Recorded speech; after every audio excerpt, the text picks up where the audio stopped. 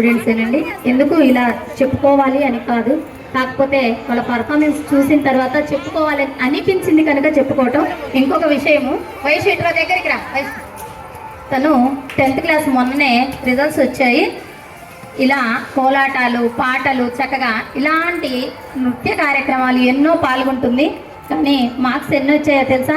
Town first వచ్చింది. 590 మార్కులు వచ్చాయండి. 590 మార్కులు వచ్చాయి 600కు.